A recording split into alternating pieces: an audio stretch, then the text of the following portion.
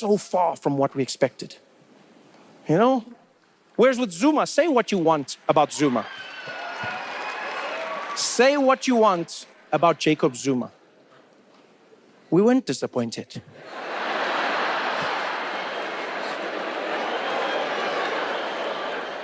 We were shocked, but we weren't disappointed.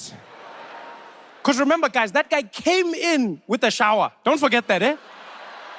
He kicked things off with a shower, so no one can be like, oh, I can't believe what happened. Hey. From the very beginning, we were like, okay, this guy's coming with action and personality, eh?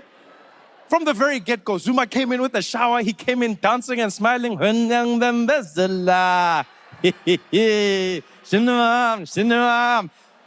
We were like, all right, we're going to be in for a ride.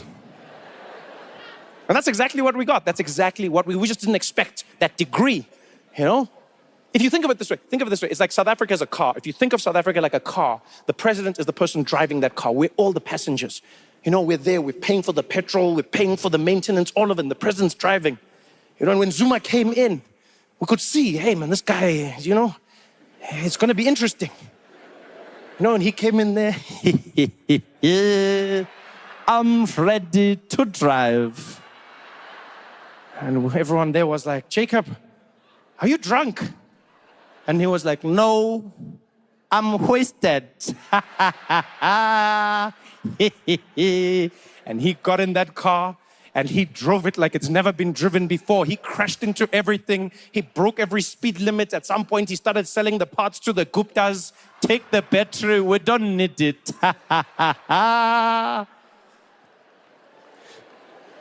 And then finally, South Africans had enough. Jacob got kicked out of the car. We were all looking at it there, barely surviving.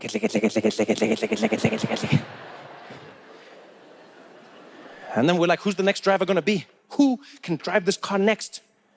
And the DA was like, we can drive. And we're like, we're not ready yet. Yeah. It's too soon.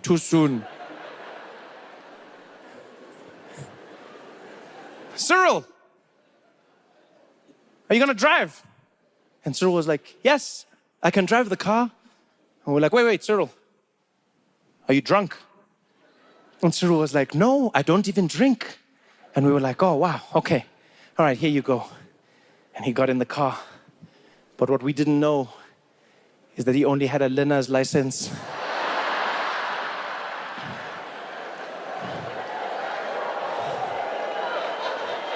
Because he sat in that driver's seat, he put his seatbelt on, he looked down and he was like, whoa, it's a manual.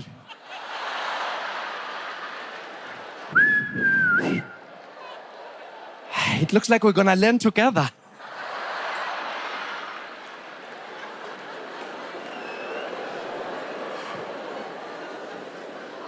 Because I'm sorry, man, I just feel like sometimes Cyril he just lacks conviction. You know, that's what it is. I think that's what a lot of people feel. It feels like he lacks conviction. He'll come out and be like, I'm gonna fight corruption, I'm gonna fight it. And it's like, are you fighting it though? You know, it doesn't feel like you fight. Like if you're gonna fight corruption, fight corruption. And if you're gonna be corrupt, be corrupt. You know, just lukewarm. Like even his scandal, even Phala, what was that? Huh? What kind of scandal was that? Guys, come on, man. What kind of scandal? Not nuclear weapons, you know? Not giant contract, no. Buffalo.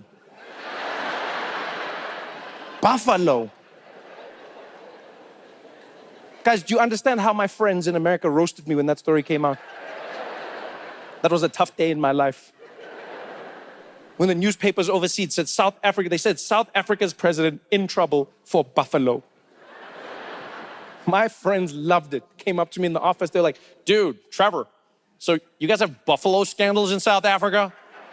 I was like, yeah, it's not like a normal, he's like, dude, you have buffalo scandals? Dude, like what is that like a thing out there? You guys like love buffalo? I was like, no, we don't just love buffalo. Like, dude, you love buffalo. South Africans just, you love buffalo. You guys probably have like buffalo in your money. I was like, no, we,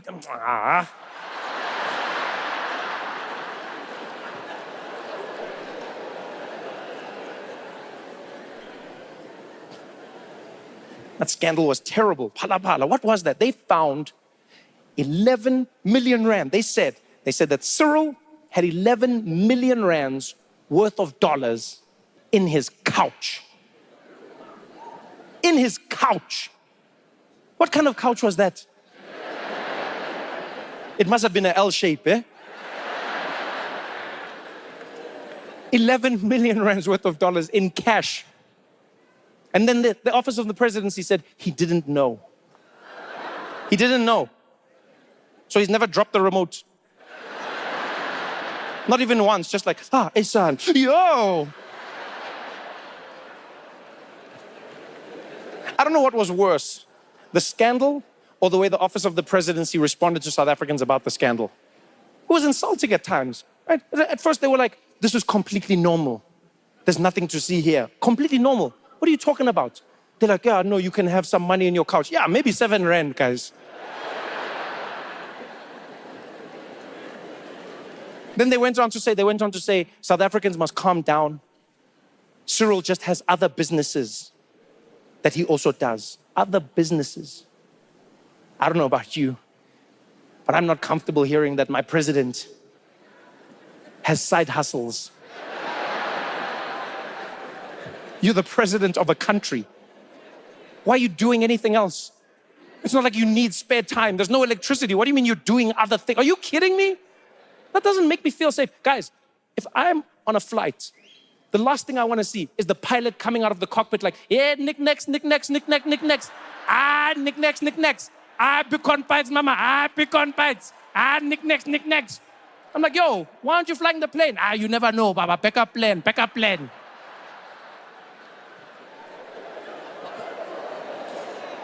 Are you kidding me? They're like, Cyril has many jobs. How many jobs? Are we just going to find out by surprise? Huh?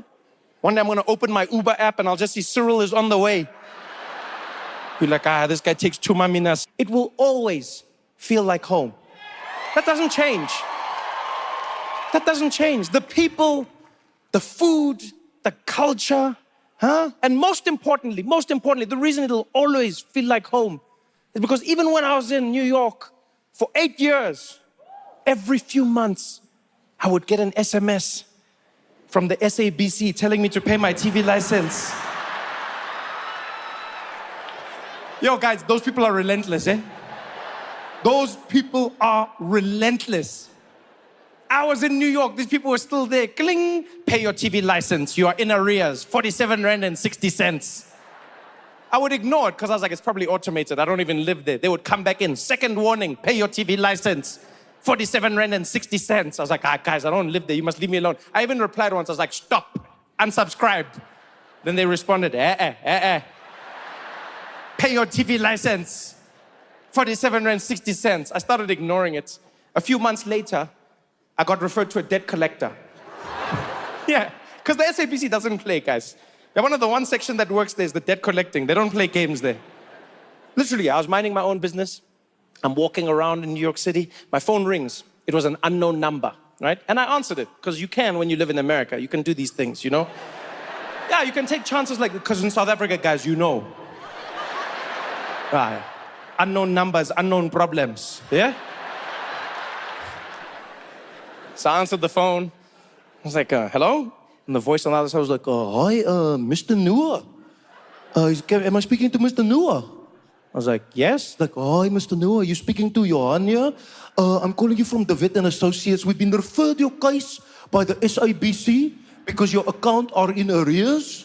And your failure to pay means that we are now going to be attaching your assets. I was like, assets? Plural. It's 47 rand and 60 cents. He's like, that's right, Mr. Noah, but actually now it has gone up. It is now 49 rand because of interest. I was like, Johan, listen, man. I don't live in South Africa, so I don't need a TV license because I don't watch TV in South Africa anymore. He's like, well, we don't know that, Mr. Noah.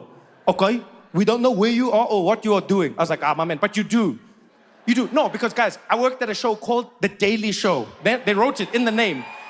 So you knew where I was every day. Every day. That's the best alibi. Where is he? He's there. When? Daily. Johan didn't buy that, eh? Johan was there, like, well, sir, because you didn't go through the correct protocol, then you did not cancel your TV license, so you are still in arrears. I didn't even know there was protocol. Did you know this? Did you know? I didn't know this. What is the protocol? He's like, so you were supposed to go and get an affidavit stating that you no longer have a TV. I'm like, Johan, our police are dealing with too many things in this country.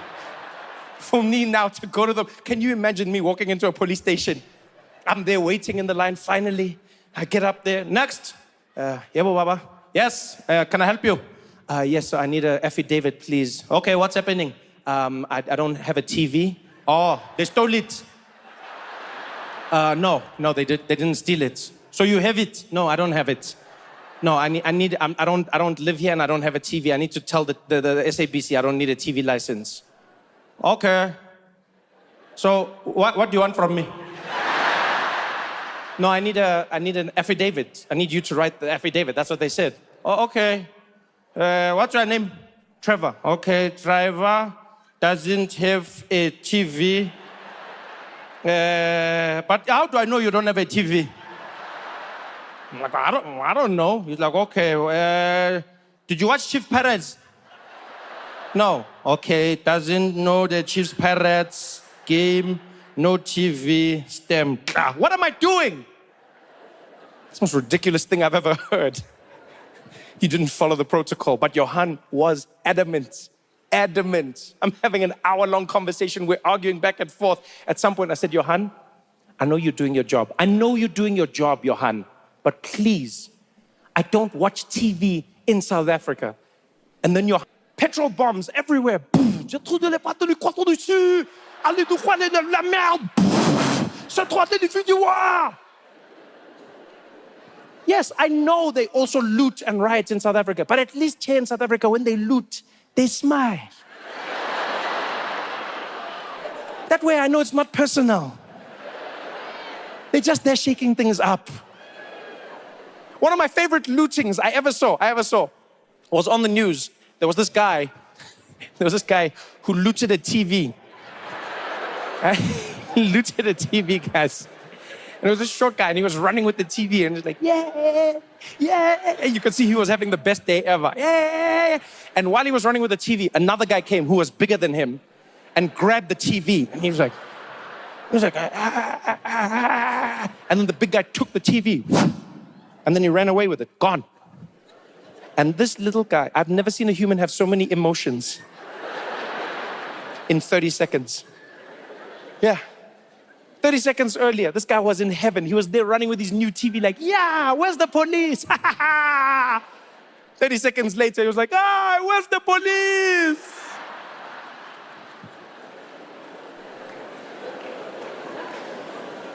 I'll take it any day of the week. People be like, yeah, you say that, Trevor, you say that. You say that. Yeah, but what about the crime? What about the crime, Trevor? Huh? Yes, I admit it, the crime is terrible. It's out of control. We have to do something about it. We have to fight against it, But the thing that gives me hope is that it's a problem that has a solution. Economists have shown time and time again around the world that when there's a high rate of crime, it is often tied to a high rate of unemployment. And so if you work to fix that unemployment, you are then solving the problem of crime. They've shown this time and time again. It is not an easy problem to fix, but it is fixable. People are like, yeah, but you're in America, bro, you're lucky. You don't even have crime. It's like, okay, first of all, there is crime. And second of all, there's something else that we don't have in South Africa, mass shootings. Yeah, that's the craziest thing ever. Just randomly, you're in a room, in a public space, anywhere. Someone comes in, giant gun, starts shooting. 10 people, 20 people, 50 people, 100 people, dead. Why? Nobody knows. Imagine that. Now you're dead. You don't know why. Just getting into heaven.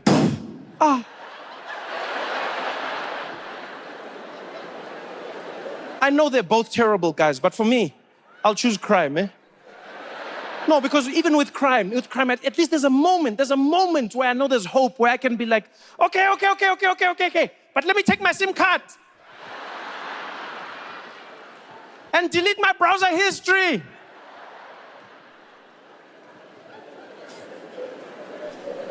I'll choose.